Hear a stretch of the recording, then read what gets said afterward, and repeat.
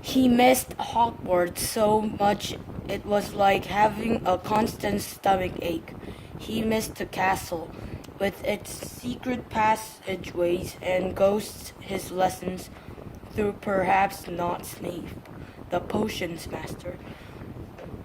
The post arriving by owl, eating banquets in the great hall, sleeping in his four-poster bed in the tower dormitory, visiting the gamekeeper Hagrid in his cabin in the grounds next to the Forbidden Forests, and especially Quidditch, the most popular sport in the wizarding world. 6 tall goal posts, 4 flying balls, and 14 players on broomsticks. All Harry's spellbooks, his wand, ropes, cauldron, and top-of-the-range Nimbus 2000 broomstick had been locked in a cupboard under the stairs by Uncle Vernon the instant Harry had come home. What did the Dursleys care if Harry lost his place in the house Quidditch team because he hadn't practiced all summer? What was it to the Dursleys if Harry went back to school without any of his homework done? The Dursleys were that wizards called muggles, not a drop of magical blood in their veins. And as far as they were concerned, having a wizard in the family was a matter of deepest shame. Uncle Vernon had even padlocked Harry's owl, Hedwig, inside her cage to stop her carrying messages to anyone in the wizarding world. Harry looked nothing like the rest of the family. Uncle Vernon was large and necklace, with an enormous black mustache, and Petunia was horse-faced and bony. Dudley was blonde, pink, and porky. Harry, on the other hand, was small and skinny with brilliant green eyes and jet black hair that was always untidy. He wore round glasses, and on his forehead was a thin lightning-shaped scar.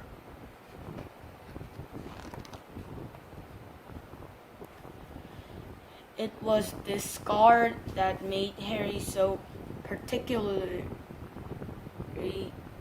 unusual, even for a wizard.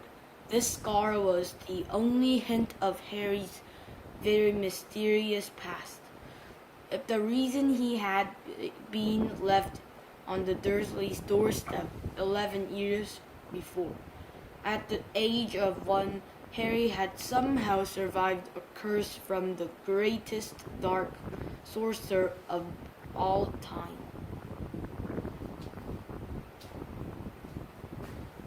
Lord Voldemort, whose name most witches and wizards still feared to speak. Harry's parents had died in Voldemort's attack, but Harry had escaped with his lightning scar, and somehow nobody understood why Voldemort's powers had been destroyed the instant he failed to kill Harry.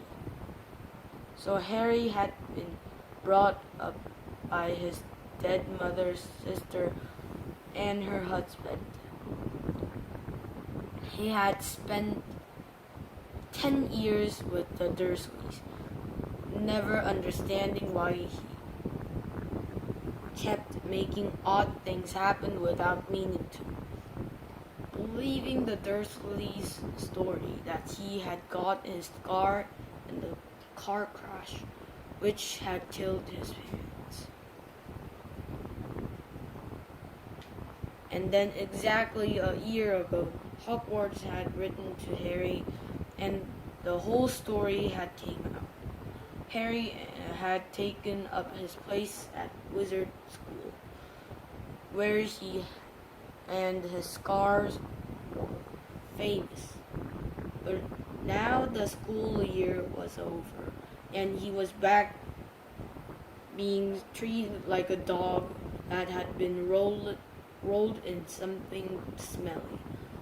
Dursley hadn't even remembered that today happened to Harry's 12th birthday. Of course, his hope hadn't been high. They'd never given him a proper present, not let alone a cake, but to ignore it completely.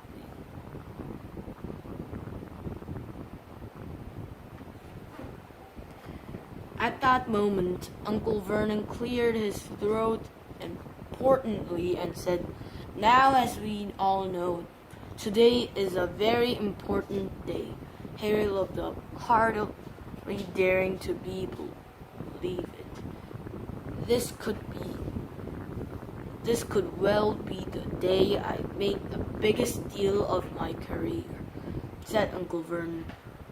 Harry went back to his toast. Of course, he thought bitterly. Uncle Vernon was talking about the stupid dinner party.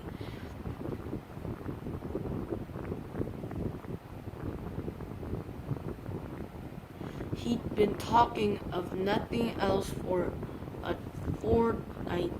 Some rich builder and his wife were coming to dinner, and Uncle Vernon was hoping to get a huge order of him. Uncle Vernon's company made drills. "I think we should run through the schedule one more time," said Uncle Vernon.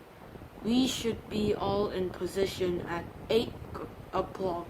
Petunia, you will be in the lounge," said Uncle Petunia promptly, waiting to welcome them graciously to our home. Good. And Dudley, I'll be waiting to open the door." Dudley put on a foul, simpering smile. "May I take your coats in, Mr. and Mrs. Mason?" "They'll love him," cried Uncle Petunia rapturously. "Excellent, Dudley," said Uncle Vernon.